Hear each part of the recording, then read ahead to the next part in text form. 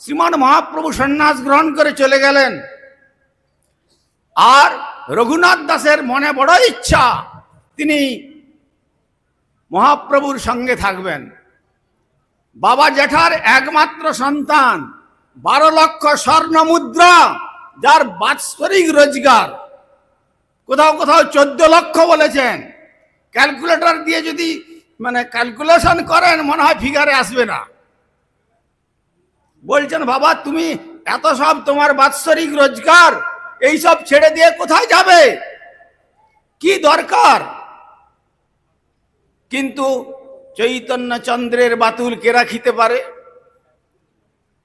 শেষ পর্যন্ত তার মা একদিন তার বাবাকে বলছেন তাহলে ছেলেটা তো বড় হয়েছে, এ যখন সংসার ছেড়ে চলে যেতে যাচ্ছে একে বেঁধে রাখো।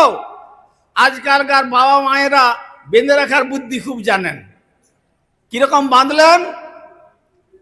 একবার একটি অপ্সরা সম কন্যার সঙ্গে তার বিবাহের সম্পর্ক ঘটিয়ে দিলেন।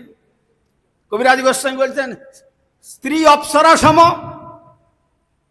আর ঐশ্বর্য ইন্দ্র সম ঐশ্বর্য যার। কিন্তু স্ত্রীর বন্ধন কাকে বন্ধন করবে? কৃষ্ণপাদ পদ্মের মধু যে আস্বাদন করেছে সে কখনো ওই বিষ্ঠাভোজী মাছির মতো বিষয়রূপী বিষ্ঠা ভোগ করতে যাবে না। কোন ক্রমে যখন নিত্যানন্দ প্রভু শান্তিপুরে নিয়ে এলেন মহাপ্রভুকে, সেই ফাঁকে মোটামুটি যে কোনো ব্যাপারই হোক তিনি চরণে চলে এলেন। সেবকরা বলছেন প্রভু আপনার ওই যে রঘুনাথ আসছে। মহাপ্রভুকে হেসে বললেন আচ্ছা আসুক।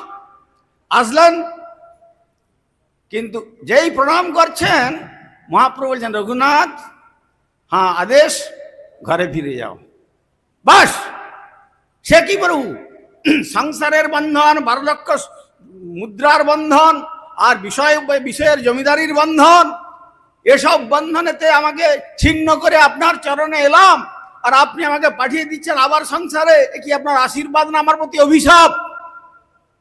মহাপ্রভু কিন্তু বাক্যেতে অনড়, ফিরে গেলেন। নিত্যানন্দ প্রভুর কৃপা যখন পানিহাটিতে হলো, দণ্ড মহোৎসব বেটা চোর, তুমি যার সম্পদ তাকে না দিয়ে অপরকে দিয়ে যাচ্ছিলে। অনন্ত জীব জগৎ সব নিত্যানন্দ দাস, গুরু গোবিন্দের দাস। গোবিন্দের দাস হওয়ার আগে গুরুর দাস হতে হবে, গুরুর প্রকাশ মূর্তি নিত্যানন্দ দাস হতে হবে। তা না হয়ে তুমি নিত্যানন্দের বস্তুকে আমাকে না দিয়ে তুমি ভগবানকে দিতে যাচ্ছিলে। চোর বেটা, তোমাকে আমি দণ্ড দেব। বাহ, তিনি তো ঘরে পাঠিয়ে দিয়েছেন, ইনি আমাকে দণ্ড দেবেন। যা দণ্ড দেবেন স্বীকার করেন, তাহলে সংশোধন আমরা হয়ে যাবে। দণ্ড আমার পার্ষদদেরকে দধিচিড়া মহোৎসবে তোমাকে দণ্ডিত করলাম। তখন রঘুনাথ দাস গোস্বামী বলছেন বাহ, এইরকম দণ্ড যেন প্রতিটি জীব জন্ম জন্মান্তরে আপনার দণ্ড ভোগ করে গৌর গোবিন্দের পাদ পদ্ম লাভ করতে পারে, তাই দণ্ডিত করুন। যখন নিত্যানন্দ প্রভুর করুণা হলো, তার চরণ দুটি তার মস্তকে তুলে দিলেন। তারপরে তিনি মহাপ্রভুর দর্শন পেয়েছিলেন পুরীতে।